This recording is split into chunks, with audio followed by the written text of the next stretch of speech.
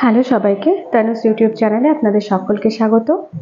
আজ আমার একদম সামান্য অয়েলে কিভাবে আপনারা পারফেক্ট একটা পনিরের গ্রেভি তৈরি করবেন সেই রেসিপিটাই দেখাচ্ছি। এটা ভীষণই স্বাস্থ্যসম্মত একটা রেসিপি এবং এটা রুটি পরোটা সব কিছুর সঙ্গে ভাত যে কোনো রকম জিনিসের সঙ্গে খুবই ভালো লাগে। ফ্রাইড রাইসের সাথেও ভালো লাগে, যে কোনো নিরামিষের দিনেও আপনারা করে নিতে পারেন। এটা ভীষণই স্বাস্থ্যসম্মত একটা ডিশ। তো চলুন বেশি কথা না বাড়িয়ে আমি রেসিপিটা দেখাই। আচ্ছা, এর জন্য লাগছে আমার কিছু কাঁচা লঙ্কা, আর লাগছে রসুন আদা, আর লাগছে কিছু কাজু বাদাম, আর লাগছে টমেটো, আর কিছু পেঁয়াজ। দেখুন আদা রসুন সব আমি ছুলে ছুলে জাস্ট একটু বড় বড় টুকরো করে কেটে রেখেছি। টমেটোটাও তাই, আর পেঁয়াজটাও তাই। এবার আমি পনিরটা দেখিয়ে দিচ্ছি। এই পনিরগুলো আমার হোমমেড, আমি বাড়িতেই বানিয়েছি। আমি রেসিপি ডেসক্রিপশন বক্সে আপনাদেরকে দিয়ে দেবো। তো এই হোমমেড পনিরের রেসিপি দেখে আপনারাও বানিয়ে নিতে পারেন। তো এবার চলুন দেখাই। কড়াইতে দেখবেন আমার একদম সামান্য একটু তেল ছিল। আগে আমি লুচি ভেজেছিলাম, বাদ বাকি তেল নামিয়ে আমি একটুখানি তেল রেখেছি। এই তেলের মধ্যে আমি সমস্ত যে কেটে রাখা পেঁয়াজগুলো আছে সেগুলোকে আমি দিয়ে দেবো। এখানে দুটো মতো পেঁয়াজ কুচি আছে, সেইটাকে সম্পূর্ণটাকে আমি দিয়ে দিচ্ছি।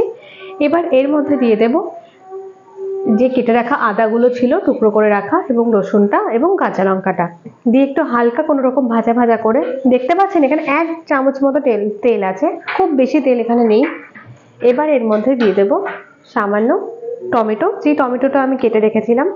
দুটো ছোট ছোট সাইজের টমেটো আমি বড় বড় টুকরো করে কেটে রেখেছিলাম, সেই টমেটোটাই দিয়ে দিচ্ছি এবং কাজু বাদামটাও দিয়ে দিচ্ছি। এবার এগুলোকে ভাজা ভাজা হতে দেবো। এই স্টেজে এর মধ্যে কিছু আমি গোটা গরম মশলা দিয়ে দিচ্ছি। আপনারা চাইলে ফার্স্টেও গোটা গরম মশলা ফোড়ন দিয়ে তারপরে এগুলোকে ভাজতে পারেন, অসুবিধা নেই।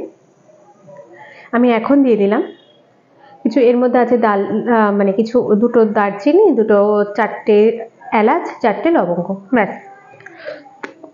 এবার এটাকে একদম আঁচ কম করে আমাদের ভেজে নিতে হবে। যেহেতু এর মধ্যে একদমই সামান্য তেল আছে, সেজন্য আঁচটা একদম কম করে ভেজে নিতে হবে, যাতে তলায় মানে কড়াইয়ের তলায় পুড়ে না যায়।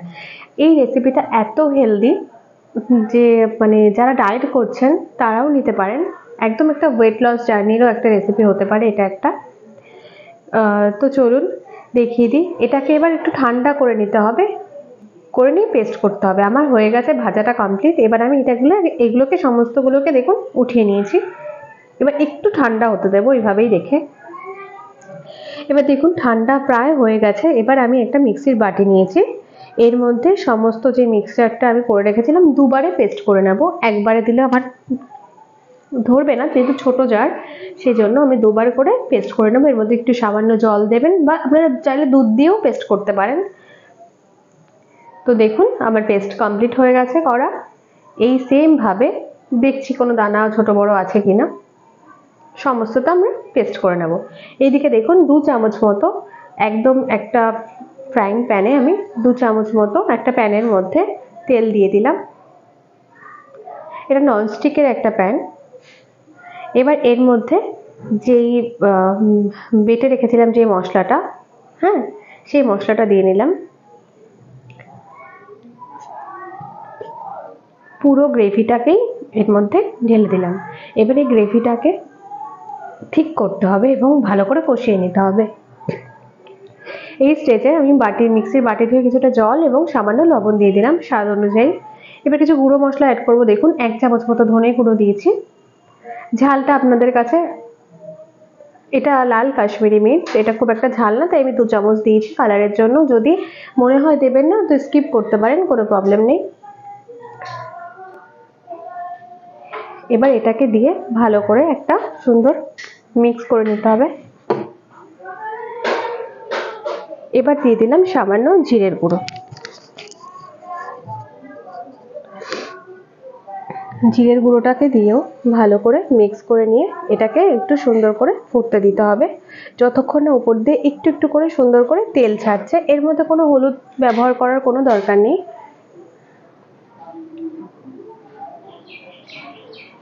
দেখুন এইভাবেই 7 পাশে লেগে যাচ্ছে, আমি আবারও পাশ থেকে কাচিয়ে নিয়ে মাঝখানে দিয়ে দিচ্ছি। এইভাবেই ভালো করে আমাদের কষতে দিতে হবে। একটু লো ফ্লেমে করলে ভালো হয় আর কি, খুব হাই ফ্লেমে না করলেই ভালো হয়, যাতে কড়াইয়ের তলায় লেগে না যায়। তো এখন আমরা পনিরগুলোকে ভাজবো না। যদি কেউ চান তো পনিরগুলোকে একটুখানি গরম জলে নুন দিয়ে ভিজিয়ে রাখতে পারেন, তাতে পনিরের মধ্যে ভালো করে লবণ ঢোকে। জাস্ট 10 মিনিট ভিজিয়ে রাখলে হয় পনিরগুলোতে। এবার আমি সামান্য দুধ দিয়ে দিচ্ছি, আমি জল ইউজ করছি না, সামান্য, যেহেতু ফার্স্টে আমি জল ইউজ করেছি একটু, আর একটু দুধ ইউজ করছি, করে আবারও এটাকে একটুখানি সামান্য কষিয়ে নেব।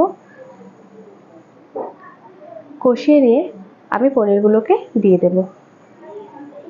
তো সমস্ত পনিরগুলোকে আমি এর মধ্যে দিয়ে দিচ্ছি, দিয়ে একটু ভালো করে হালকা হাতে, এটা দেখুন সিলিকন খুন্তি, এতে কোনো পনির ভেঙে যাবে না, পনির পারফেক্ট কুকড হবে এবং সব ঠিকঠাকভাবেই নামবে, একটাও ভেঙে যাবে না, ছাড়া ছাড়াই হবে।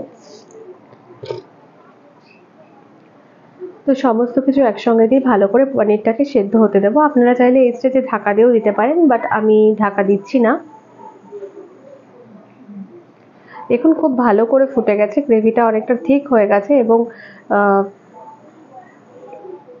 কষেও এসছে, উপর থেকে তেল ওঠাও শুরু হয়ে গেছে। এই স্টেজে দিয়ে দেবো সামান্য চিনি। আপনারা চাইলে একটু গুঁড়ো গরম মশলা আবারও ইউজ করতে পারেন, কিন্তু গরম মশলা যথেষ্ট স্মেল আছে, যেহেতু যেই মশলাটা আমরা ফোড়ন দিয়েছিলাম সেটা আবারকে বেটে দিয়েছি, সেই জন্য।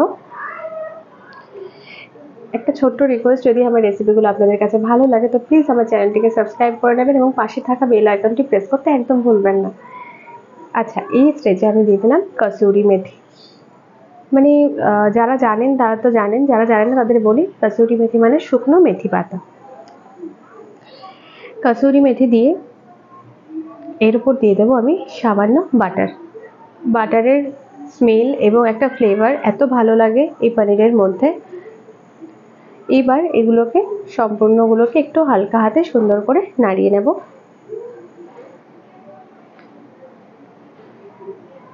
এই স্টেজে আবার পনিরটা কমপ্লিট হয়ে গেছে, এবার আমি এটাকে নামিয়ে সার্ভ করে নেব।